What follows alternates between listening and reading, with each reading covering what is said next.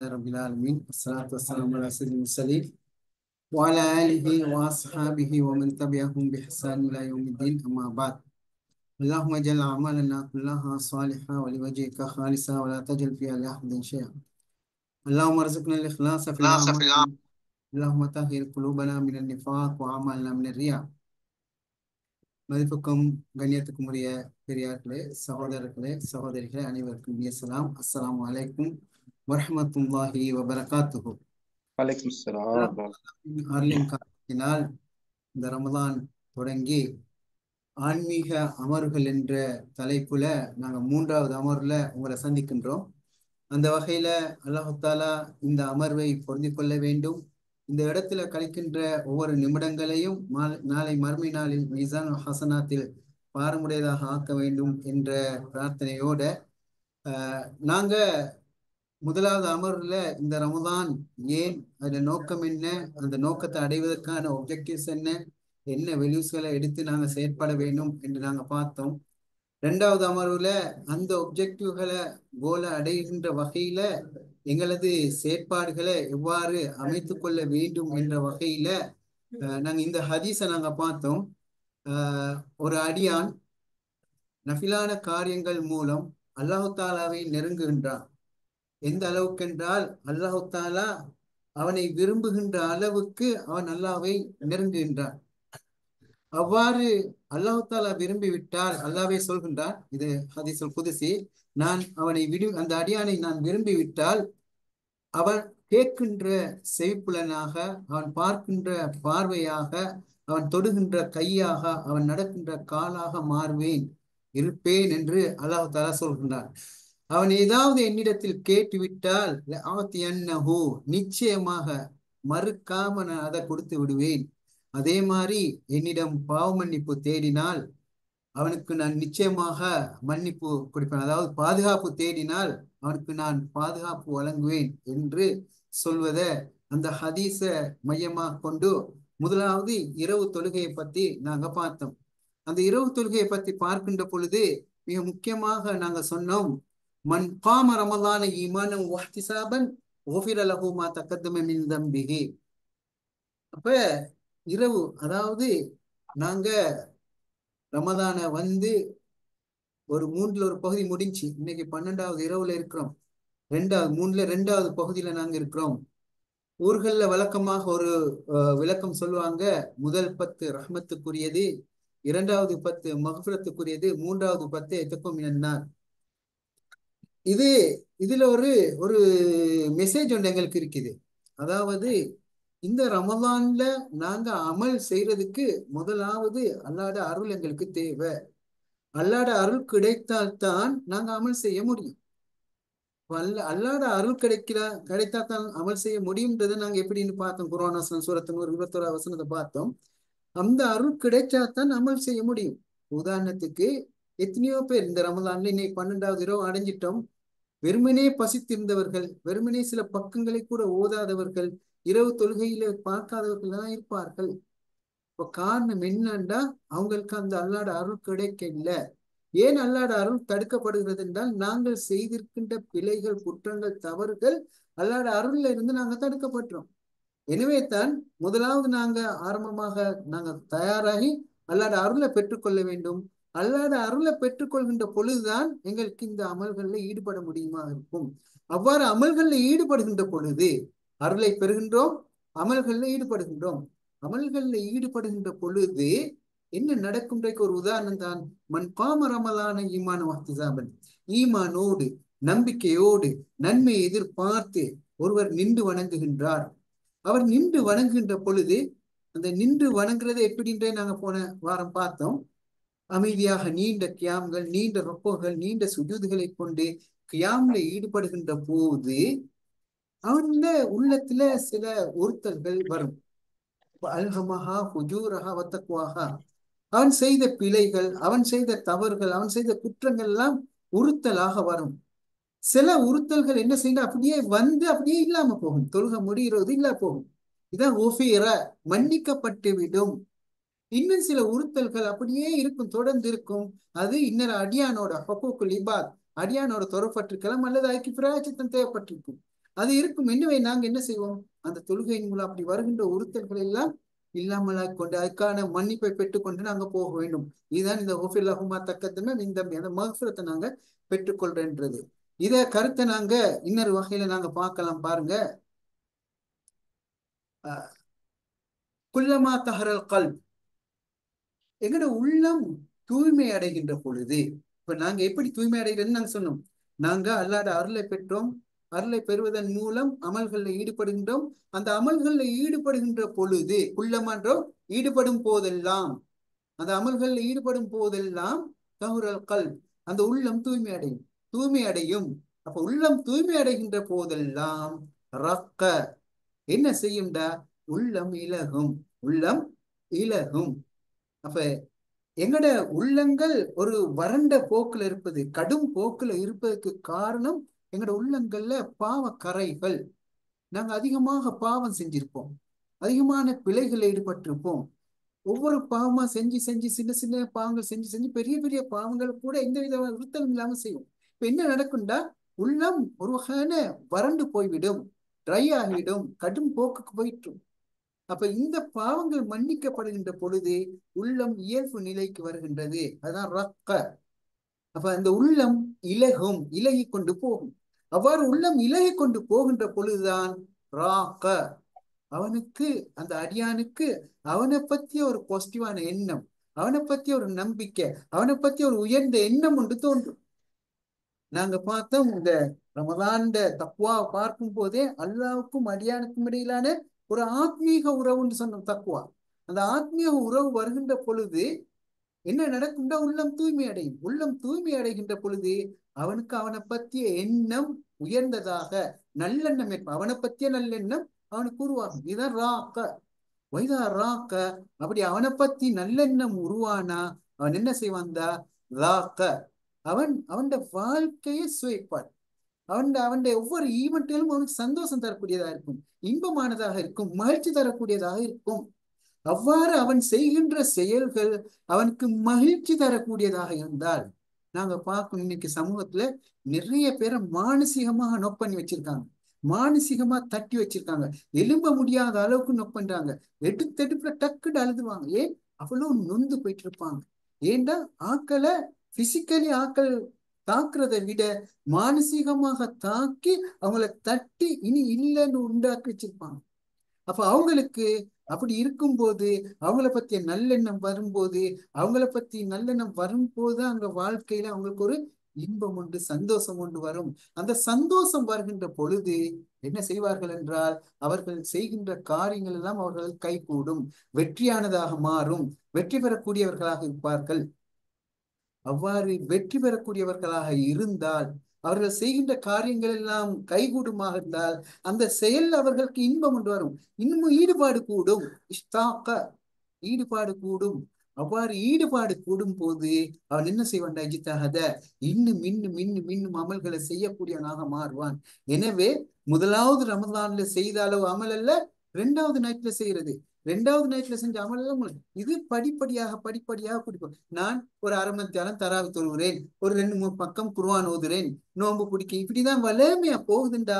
நான் அந்த இலக்கு நோக்கி போகல. ஏன் அமல் எனக்கு ஒர்க் பண்ணல, ஒர்க் அவுட் ஆகல. எனக்கு ஒர்க் அவுட் ஆகுதுண்டா, ஏன் அமல் என்ன செய்யுண்டா, படிப்படியாக படிப்படியாக கூடிட்டு வரும். இதைத்தான் நாங்க கடந்த வாரம் பார்த்தோம். எங்களுடைய கியாம் எப்படி இருக்க வேண்டும் என்பதை பார்த்தோம். நபி ஸல்லல்லாஹு அலைஹி வஸல்லம் உங்களோட கியாம் எப்படி இருந்தது என்று பார்த்தோம். அந்த வகையில இந்த வாரம் நாங்க குர்ஆனுடனான தொடர்பு, இந்த ரமலான் மாசத்துல குர்ஆனுடனான தொடர்பு எவ்வாறு இருக்க வேண்டும் என்பதை நாங்க நோக்குவோம். அந்த வகையில மிக முக்கியமான ஒரு ஹதீஸை பாருங்க. அஸ்ஸியாமு வல் குர்ஆனு யஷ்ஃபஅன் லில் அப்தி யௌமல் கியாமah. நோன்பும் குர்ஆனும் அந்த அடியானுக்காக மறுமை நாள்ல சிபார்சு செய்கின்றது. யகூலு சியாம், நோன்பு சொல்லும், அதாவது மனுஷன் நாளைக்கு மஹ்ஷர் மைதானத்துல இருக்கின்றான். மஹ்ஷர் மைதானம் என்பது மிக பயங்கரமாக இருக்கும். எங்களுக்கு தெரியும், செம்பு தர, சூரியன் கையெட்டி பிடிக்கக்கூடிய தூரத்துல இருப்பான். வெறும் காலோட, வெற்று உடலோட தான் மனிதர்கள், ஆத்மாக்கள் எழுப்பப்படுவாங்க. அவ்வாறு எழுப்பப்படுகின்ற பொழுது சூரியன் உஷ்ணம் அந்த செம்பு சூடாக்கி அந்த சூடு பொடியை தாக்கி வேர்வை வெள்ளமா ஓடும். அந்த வெள்ளத்துல மனுஷன் துடிச்சு கொண்டிருப்பான். அந்த நேரத்துல அந்த துடிச்சு கொண்டிருக்க மனுஷனுக்கு அந்த மஹ்ஷர் மைதானத்துல கொடுமையின் போது நோன்பு வந்து சொல்லும், யா ரப், இந்த அடியான் எனக்காக உனக்காக எல்லா உணவுகளையும் தடுத்து வைத்துக் கொண்டிருந்தான். ரைட்? அந்த மனிதன் எனக்கா நோன்பு சொல்லுது, எனக்காக எந்த ஒரு உணவையும் அவன் எடுக்கல, அருந்தல்ல. அவனுடைய இச்சையை தடுத்து கொண்டான். பகல்ல அவனுடைய இச்சையை தடுத்து கொண்டான். எனவே அவனுக்கு நான் அவனை நீ சொர்க்கத்துல போடு, அவனை சொர்க்கத்துக்கு அனுப்பு என்று சொர்க்கத்துக்கு அனுப்பும் வரையில அந்த நோன்பு அவனுக்காக மன்றாடி கொண்டிருக்கும். அதே போல யக்குல் குர்ஆன், குர்ஆன் சொல்லும், யா ரப், படிச்ச ரப்பே, இந்த மனிதன் இரவு முழுக்க தூக்கம் விழித்து இருந்து என்ன ஓதுன, என்ன ஓதுறதுக்காக, என்ன ஓதி வணங்குறதுக்காக இரவுல அவன் தூக்கத்தை தடுத்து கொண்டான். என்னை அவனை சொர்க்கம் போடும் வரையில அவனுக்காக நான் மன்றாடி கொண்டிருப்பேன் என்று சொல்லி மன்றாடும். அவ்வாறு இன்று குர்ஆனும் நோன்பும் மன்றாடும் எந்த அளவுக்கு என்றால் அந்த அடியான சொர்க்கத்துல போடும் வரையும், சொர்க்கத்துக்கு போட்டைக்கு பிறகு அந்த நோம்பும் குர்ஆனும் அமைதி பெறும். அப்ப இங்க ஒரு நோம்புக்கும் இந்த குர்ஆனுக்கும் ரெண்டு மிக நெருங்கிய தொடர்பு ஒன்று இருக்குது. ஏன் ரமலான் மாசத்துல நாங்க குர்ஆனை கூட ஓதணும், ஏன் கூட குர்ஆனை பத்தி பேசணும், ஏன் குர்ஆனுடனான தொடர்பை கூட்டிக் கொள்ளணும்டா இந்த ஒரு சின்னொரு மெசேஜ் ஒன்று இங்கேயும் இருக்குது. என்ன விஷயம்டா, நோம்புல தான் நாங்க தூக்கத்தை குறைக்கிறோம், சாப்பாட்டை குறைக்கிறோம், சாப்பாட்டை தடுத்து கொள்றோம். அப்ப எங்களுக்கு எந்த நேரமும் ஒரு பசியான ஒரு உணர்வு, தூக்கம் விழிச்ச ஒரு களைப்பு, ஒரு ஏதோ ஒரு இனம் புரியாத ஒரு ஒரு ஒரு ஒரு களைப்பு, ஒரு ஒரு டயர்ட்னஸ், அல்லது என்ன சொல்லலாம், ஏதோ ஒரு உணர்வு ஒன்று எங்கள்ல வேலை செஞ்சு கொண்டே இருக்கும். அந்த உணர்வு என்ன செய்யும்டா, எங்களோட சிந்தனை எல்லாம் விழிப்படை செய்யும், உணர்வுகளை விழிப்படை செய்யும்.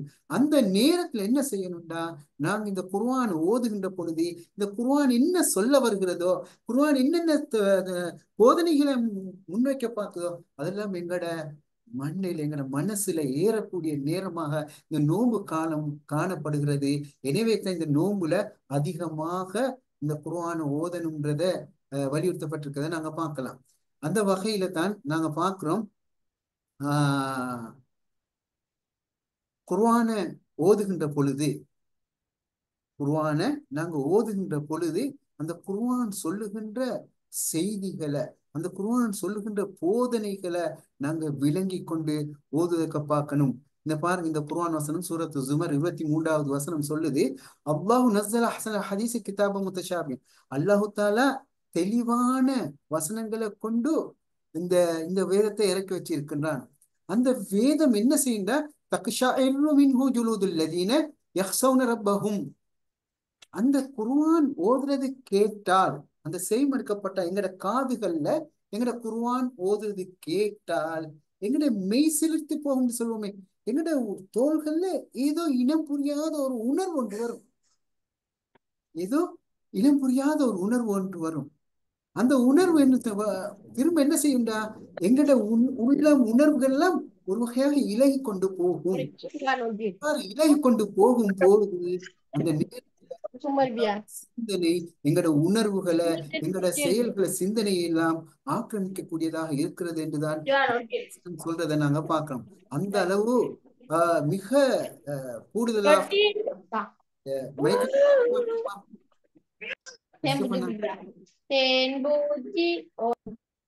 அஸ்ஸலாமு அலைக்கும், மைக்கு கொஞ்சம் ஆஃப் ஆக்குங்க.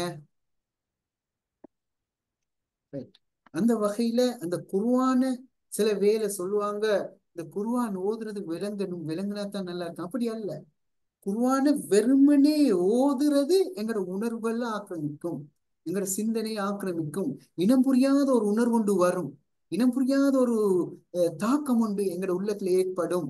எனவே அந்த வகையில தான் இந்த ரமலான்ல குர்ஆனை கூடுதலாக ஓத சொல்றது இது காரணம். அடுத்ததாக மிக முக்கியமாக இந்த ஹதீஸ பாருங்க, கான ரசூலுல்லாஹி ஸல்லல்லாஹு அலைஹி வஸல்லம் அஜ்வதுன் நாஸ், ரசூல் ஸல்லல்லாஹு அலைஹி வஸல்லம் மிகவும் வள்ளலாக காணப்பட்டாங்க. ரமலான் மாசத்துல மிகவும் வள்ளலாக காணப்பட்டாங்க.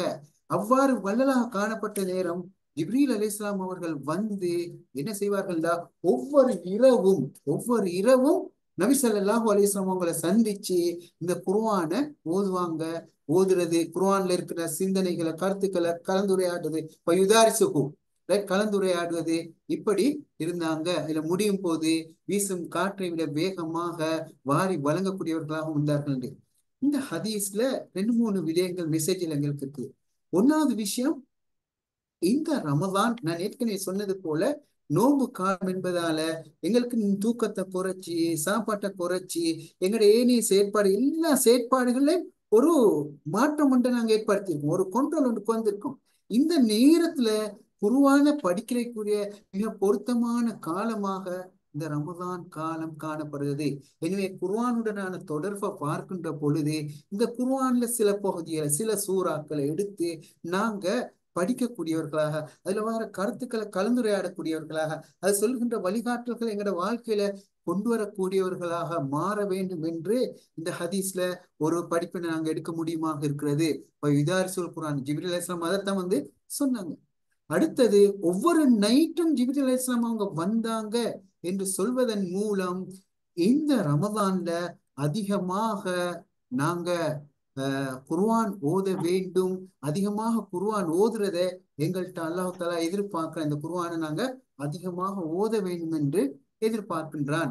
இது நாங்க முதல்ல சொன்னோம், இந்த குர்ஆன்ல வருகின்ற சில போதனைகளை நாங்க படிச்சு கொள்றது, குர்ஆனுடனான தொடர்பு என்று சொல்கின்ற பொழுது மிக முக்கியமாக குர்ஆனை நாங்க படிக்கிறது, குர்ஆன் போதனைகளை விளங்கிக் கொள்றது என்று அந்த போதனைகளை நடைமுறைப்படுத்துறதுக்கான ஒரு முயற்சி இருக்குன்னு சொல்றோம். ரெண்டாவது, நாங்க சொல்றோம் அதிகமாக குர்ஆனை ஓதக்கூடியவர்களாக நாங்கள் மாற வேண்டும். இதுதான் அந்த ஹதீஸ்ல இருந்து நாங்க பார்க்கணும். அடுத்து மிக முக்கியமாக இன்னொரு பாயிண்ட் நாங்க பார்க்கலாம். இந்த குர்ஆனை ஓதுறதுக்குரிய நேரம் மிகவும் பொருத்தமான நேரமாக இரவு நேரம் காணப்படுகிறது. அது கருத்தல்ல, பகல்ல குர்ஆன் ஓதப்படாது, பகல் ஓதுறதுக்கு நன்மை குறைவுன்றது நாங்க சொல்லல. மிக பொருத்தமான நேரம் பாருங்க.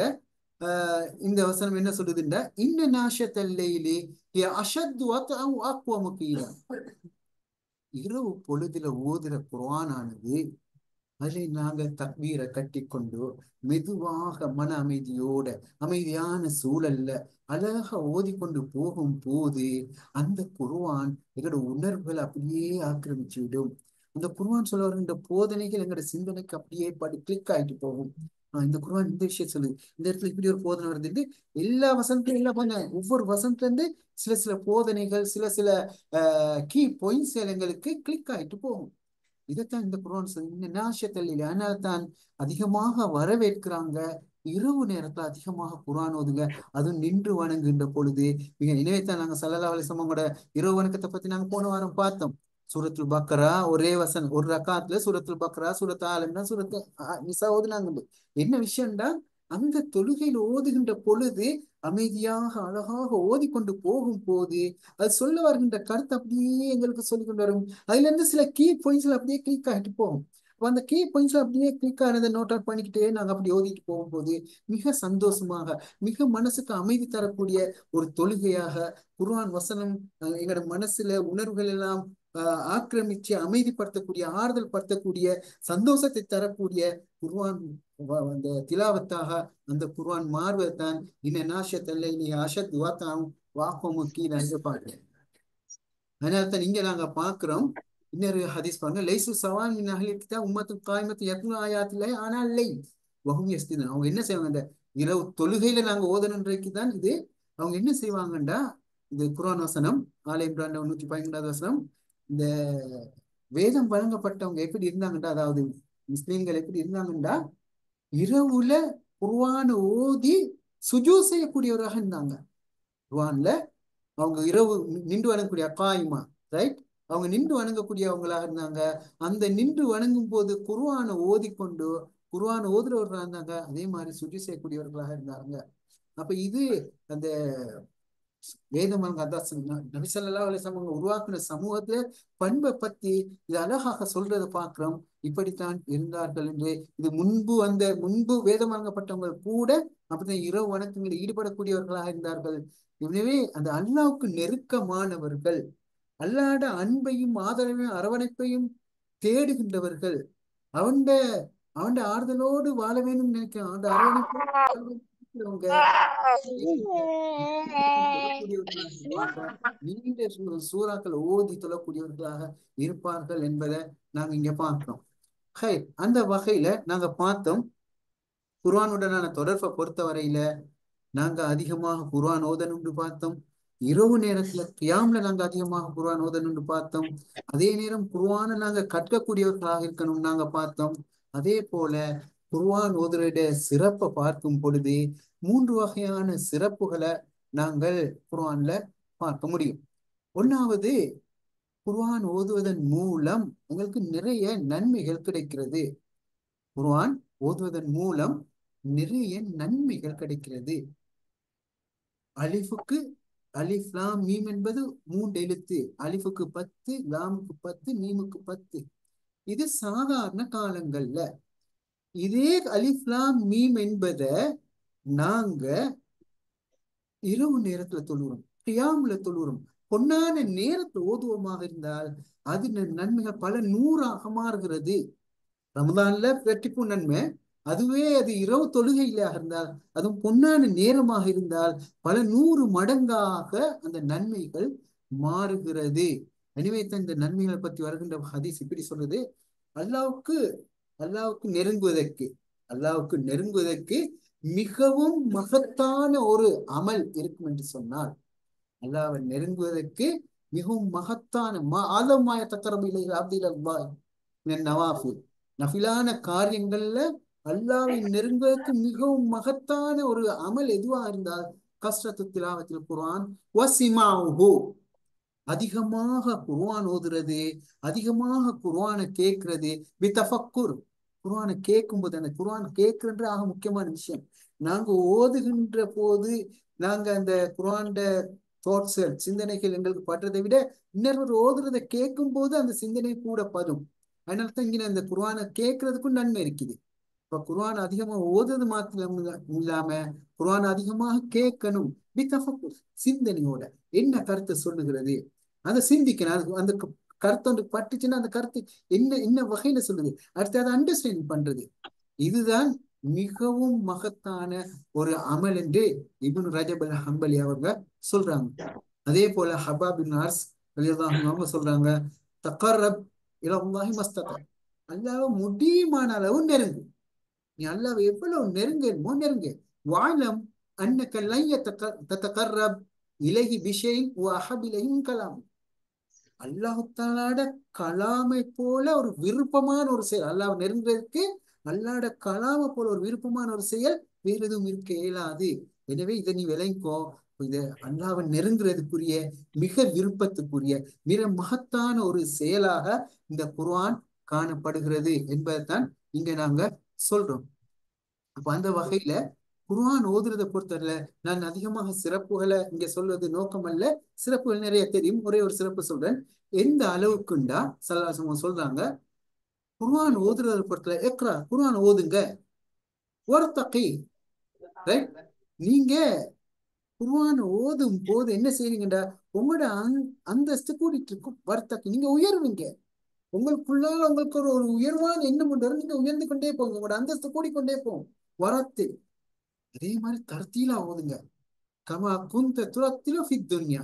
அப்ப மறுமை நாள்ல இந்த குர்ஆன் ஓதுனவர்களுக்கு எவ்வாறு சொல்லப்படுண்டா, நீ குர்ஆன் ஓதுங்க, உங்களோட அந்தஸ்தை கூட்டிக்கோங்க. வரத்து கமா குந்த துரத்திலும் ஃபித் துன்யா, நீங்க எப்படி உலகத்துல ஓதிக்கொண்டிருந்தீங்களோ அப்படியே ஓதிக்கொண்டிருங்க. நீங்க எங்கன நிப்பாட்டீங்களோ அங்கன உங்களோட அந்தஸ்து நிப்பாட்டப்படும். நீங்க எவ்வளவு ஓதுறீங்களோ ஓத ஓத ஓத ஓத உங்களோட அந்தஸ்து கூடிக்கொண்டே போகும். உங்களோட அந்தஸ்து கூடிக்கொண்டே போகும். நீங்க நிப்பாட்டுற இடத்துல அந்த அந்தஸ்து நிறுத்தப்படும். எனவே நாம் இங்க அதிகமாக குர்ஆன் ஓதுறத பார்க்கணும், அதிகமான நன்மைகள். ஏன்னு சொன்னால் குர்ஆன்ல 3,23,015 எழுத்துக்கள் இருக்குது. ஒரு எழுத்துக்கு சாதாரண காலத்துல நன்மை, இதைத்தான் நான் சொன்ன பொன்னான நேரம் கியாம்கள்ல பல 100 மடங்காக மாறுகிறது. இப்போ 3,23,015 எழுத்துக்கள்ல அதுல நன்மையை பாருங்க. அப்போ இப்ப நாங்க எவ்வளவு தூரம் அவசரமாக குர்ஆன் அதிகமாக குர்ஆன் ஓதுறோமோ அதுல இங்க போட்டுக்கு 77,439 சொற்கள் இருக்குது. ரைட். இப்படி ஆயத்திலத்தினை இதுல போட்டிருக்கோம். அப்ப நாங்க என்ன சொல்ல வரோம்டா, அதிகமாக ஓதுவதன் மூலம் அதிகமான நன்மைகளை நாங்க அடைஞ்சு கொள்ள வேணும். இது முதலாவது குர்ஆன் ஓதுறதுல குர்ஆன் தொடர்புல இருக்க விஷயம். ரெண்டாவது குர்ஆன் இருக்குது, இந்த உலகத்துல பல கண்ணியங்களை குர்ஆன் ஓதுற மக்களுக்கு, குர்ஆனிய மனிதருக்கு அல்லாஹ் தஆலா வச்சிருக்கிறான். நீங்க அதிகமாக குர்ஆன் ஓதுகின்ற பொழுது அதிகமானவர்கள் உங்களை நேசிக்கக்கூடியவர்களாக இருப்பார்கள், உங்களை விரும்பக்கூடியவர்களாக இருப்பார். நீங்க எந்த அளவு தூரம் குர்ஆனை நேசிக்கிறீங்களோ அந்த அளவு தூரம் உங்களை மனிதர்கள் நேசிக்கக்கூடியவர்களாக இருப்பார்கள் என்பதுதான் இரண்டாவது சிறப்பாக சொல்லப்படுது. அதே மாதிரி தான் குர்ஆனிய மக்கள் தான் இமாம செய்வாங்க, மக்களுக்கு முன்னிலைப்படுத்தப்படுவாங்க. அதாவது யாரு இமாம் செய்ய மிக தகுதியானவர் பார்த்தாக்க அக்ரா, மிகவும் அழகாக ஓதக்கூடியவர் தான் இமாம செய்யறதுக்கு முற்படுத்தப்படுவார். அப்ப அது குர்ஆனி மனிதர்களுக்கு அல்லாஹ் தஆலா கொடுக்கின்ற ஒரு கௌரவம், அந்தஸ்து. இது மாதிரி சொன்னதை எல்லாரும் நேசிக்கிறேன். இப்படி உலகத்துல பல கண்ணியங்களை, கௌரவங்களை, அந்தஸ்துகளை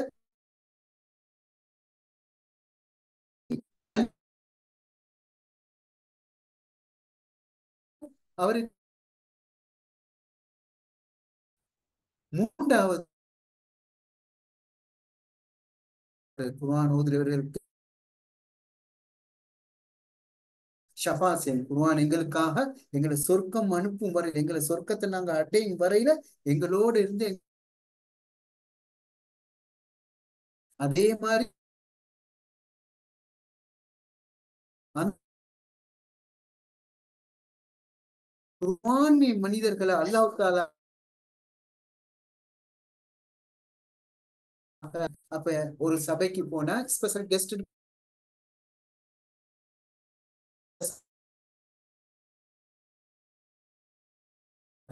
இப்படி பல அந்தஸ்துகள் இந்த குர்ஆனை பொறுத்தவரையில காணப்படுகிறது. எனவே அந்த வகையில இந்த குர்ஆன அழகான முறையில மிக தெளிவாக ஓதுவதற்கு, அதில் குர்ஆன் சொல்கின்ற சிந்தனைகளை விளங்கி கொள்றதுக்கு, அதே போல குர்ஆனை மனநமிடுறது ஒரு பகுதியா எடுக்க வேண்டும். குர்ஆனை மனநமிடுறதுக்கு இப்ப நாங்க பேச போறோம் என்னடா, இந்த குர்ஆன் சிறப்புகள் எல்லாம் பார்த்தோம் தானே. குர்ஆனை எப்படி எங்களுக்கு குர்ஆனோட நான் உறவு வைத்துக் கொள்ளணும், இதை எப்படி நாங்க பிராக்டிஸ் பண்ண போறோம்ன்றே தான் அடுத்த பகுதியில நான் பார்க்க போறது. அதுல ஒரு 10 நிமிஷம் பார்த்து நாங்க முடிப்போம். என்ன விஷயம்னா, முதலாவது குர்ஆன் ஓதுறது. குர்ஆன் ஓதுறதை பொறுத்தவரையில நான் சொன்ன தனிப்பட்ட முறையில நாங்க டார்கெட் இருக்கு, நான் இத்தனை குர்ஆன் ஓத போகிறேன், ரைட், இவ்வளவு குர்ஆன் ஓதுவேன், நான் கியாம்ல இவ்வளவு ஓதுவேன். அந்த பொன்னான நேரங்களை நாங்க சொல்லி இருக்கிறோம், அந்த பொன்னான நேரங்கள்ல நாங்க குர்ஆன் ஓதுறது, அல்லது ஒவ்வொரு வக்துக்கும் பின்னால நாங்க கொஞ்சம் கொஞ்சம் குர்ஆன் ஓதி கொண்டு வர்றது. இப்படி குர்ஆனுடனான தொடர்பு இந்த ரமலான் மாசத்துல அதிகமாக இருக்கணும். ரைட், எந்த நேரமும் குர்ஆன் கையுமாக இருக்குன்னு சொல்லுவோமே, அது மாதிரி குர்ஆன் ஒருத்தர். அடுத்தது ரெண்டாவது குர்ஆன் ஓதுறதை பொறுத்தவரையில நாங்க குடும்பமாக சேர்ந்து நாங்க குர்ஆன் ஓதுறது. எங்களுக்கு ஒரு நேரத்தை வகுத்து கொள்ளணும், எல்லா சோழியில இருந்தாலும் அந்த நேரத்துல நாங்க குடும்பம் எல்லாம் ஒன்று சேர்ந்து என்ன செய்யுது, ஹலக்கத்துல் குர்ஆன். ரைட், வாப்பா ஓதுவாரு, புள்ளகள் வைஃப் எல்லாம் பார்த்துட்டு இருப்பாங்க. அடுத்து வைஃப் ஓதுற, புள்ளகள் எல்லாம் பார்த்துட்டு இருப்பாங்க. அடுத்து புள்ள ஓதுற, இந்த ஹலக்கத்துல் குர்ஆன் பள்ளிகள்ல செய்வாங்களே, அது மாதிரி நாங்க ஹலக்கத்துல் குர்ஆன் குர்ஆன் ஓதுறதுக்கு அப்படி நாங்க குடும்பமாக சேர்ந்து ஒரு குர்ஆனை ஓதுறது என்ற ஒரு ஒழுங்குக்கு நாங்க வரலாம். அதே மாதிரி நாங்க ஆன்லைன்லயும் பார்க்கிறோம், நிறைய பார்க்கிறோம், அல்லது எங்களோட வீடுகள்லையும் கூட குர்ஆனை படிக்கிறது. குர்ஆனை படிக்கிறதுன்னா வெறுமனே குர்ஆனை படிக்கிறது இல்ல. நான் இந்த முந்தி பலருக்கும் சொல்லியிருக்கேன், இந்த குர்ஆன் ஒரு அழகான தொடர்ல கதைகளை, விஷயங்களை சொல்லி கொண்டு போகும். அந்த விஷயங்களை அழகான முறையில எடுத்து விளங்குறதுக்கு குடும்பமாக இருந்து நாங்க செய்யறது. அது ஒருத்தர் அங்க ஓதினவர் படிச்சவர் இருந்தா அந்த அவருக்கு அந்த குர்ஆனுக்கு விளக்கம் சொல்லி அர்த்தத்தை கேட்கறது, அல்லது நாங்க ஆன்லைன்ல ஏதாவது ஒரு விளக்கத்தை போட்டு விளக்கம் கேட்கிற அந்த குர்ஆன் சொல்ற வசனங்களை நாங்க கலந்துரையாடுறது. இந்த குர்ஆன் வசனம் என்ன சொல்லுது, உதாரணத்துக்கு சூரத்துல் காரியால நாங்க அடிக்கடி ஞாபகப்படுத்த விஷயம் தான், அம்மா மன் ஸகுலத் மவாஸீனுஹு ஃபஹுவ ஃபீ ஐஷத்தின் ராதியா. யாருடைய நன்மையின் தராசு பாரமுடையதாக இருக்கிறதோ அவர் திருப்திகரமான ஒரு வாழ்க்கையை வாழ்வார்.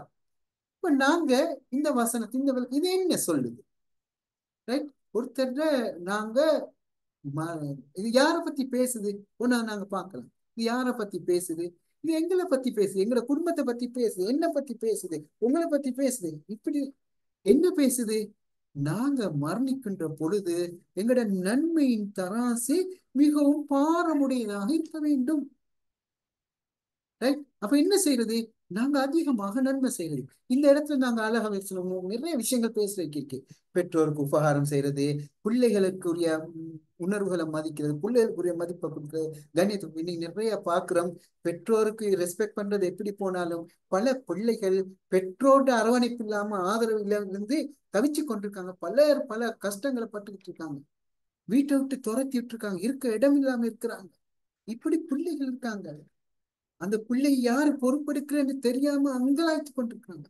இப்படி பல நிலைமைகள் இருக்கு பெற்றோர் பிள்ளை உறவுல. அப்ப இந்த இந்த பெற்றோருக்கு உபகாரம் செய்யுது. உதாரணத்துக்கு நான் ஒரு உதாரணம் சொல்ல, நன்மை சம்பாதிக்க. இப்ப நாங்க குடும்பத்துல வீட்டுல இருந்து கொண்டு நாங்க பிள்ளைகளுக்கு முசாஃபா செய்கிறோமா? நாங்க பிள்ளைகளுக்கு சலாம் சொல்றோமா?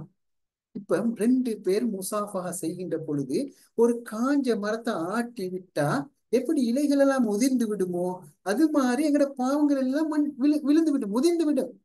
இப்ப நாங்க என்ன செய்யலாம்? நாங்க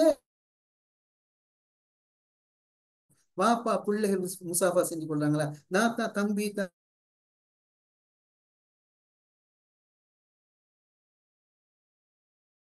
மண்பு ஒஃபிரெல்லாம், அதாவது காஞ்ச அடுத்து பாருங்க, கொடுக்கிறது மட்டுமல்லாம நாங்க பெற்றோர் ஒரு அன்பான பார்வை பார்க்கிறோம், பிள்ளைகளை ஒரு அன்பான பார்வை பார்க்கிறேன். மண் நவரையில அவஜி அகிகி நவரத்தல் புத்தி இந்த அன்பான பார்வை ஒன்று பார்க்கும் போதே பாவங்கள் எல்லாம் மன்னிக்கப்பட்டு விடுது. நன்மை இதுக்கு எவ்வளவு என்ன எஃபர்ட் எடுக்கணும்? ஒன்றும் இல்லை. திரும்ப என்ன செய்யணும்? புன்னகைக்கணும். தபசுங்க கஃபி அஜி அஹீக சதக்கா. ஒருத்தரை பார்த்து புண்ணாய்க்கிற சதக்கண்டாங்க. நாங்க மனைவியை பார்த்து புண்ணாய்க்கிறேன், மனைவி கணவனை பார்த்து புண்ணாய்க்கிறது, பெற்றோர் பிள்ளைகளை பார்த்து புண்ணாய்க்கிறேன், பிள்ளைகள் பெற்றோரை பார்த்து புண்ணாய்க்கிறேன், உறவுகளை சந்திக்கிற, உறவுகளுக்கு முசாஃபா செய்யற, எவ்வளவு பெரிய அமல்கள் இருக்குன்னு பாருங்க. அப்ப இப்படி ஒவ்வொரு பொழுதையும் ஒவ்வொரு தருணத்தையும் நாங்க எப்படி நன்மைகளாக மாற்றிக் கொள்ளலாம் என்ற ஒரு கலந்துரையாடல் செய்யறது. கலந்துரையாடி நாங்க சொல்லுவோம், நாங்க எல்லாருக்கும் இனி வருகின்ற நாட்கள்ல நாங்க முசாஃபா செய்வோம். ரைட்? நாங்க ஒருத்தரை அன்பா பார்ப்போம், நாங்க ஒருத்தரை பார்த்தா புன்னகை புரியும். இப்படி பிராக்டிஸ் எடுக்கலாம். இப்படி குடும்பமாக சேர்ந்து குர்ஆனை நாங்க படிக்கக்கூடியவர்களாக, குர்ஆன் போதனைகளை நடைமுறைப்படுத்தக்கூடியவர்களாக நாங்க மாறணும். இப்ப எங்களுக்கு யார் தேவை? ஒவ்வொரு குடும்பத்திலையும் இஸ்லாமிய வேல்யூஸ், இஸ்லாமிய விழுமியங்கள், கலாச்சாரங்கள் வளர்க்கப்படுறத வேற ஒரு இதுவும் தேவையில்லை, வேற ஒரு இந்த வழிமுறைகளே எங்களுக்கு நிறைய உதவிகளை செய்யும். அந்த வகையில குர்ஆனிய மாதம், இந்த குர்ஆன எங்களோடு, எங்களோட குடும்பத்தோடு, பிள்ளைகளோடு, இந்த உறவினர்களோடு இந்த குர்ஆன் தொடர்பை கூட்டுவதற்கான பெரியோரு முயற்சியை எடுப்போம் என்று கேட்டு, இன்ஷா அல்லாஹ் வருகின்ற வாரக்கிழமை நாங்க கடைசி 10 எவ்வாறு பயன்படுத்தலாம் என்பது தொடர்பாக சில விடயங்களை பரிமாறிவிட்டு இனி ரமலான் முடிஞ்சு இந்த தொடர் நான் செய்யலாம் நினைக்கின்றேன். அந்த வகையில் இதுவரை பேசப்பட்ட விஷயங்கள்ல ஏதாவது கேள்விகள் இருந்தால் நீங்க கேட்க முடியும்.